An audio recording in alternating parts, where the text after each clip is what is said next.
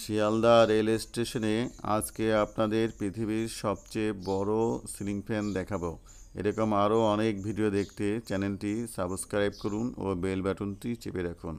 আর আমাদের Facebook page ও Instagram blog সব ঘুরে আসতে পারেন।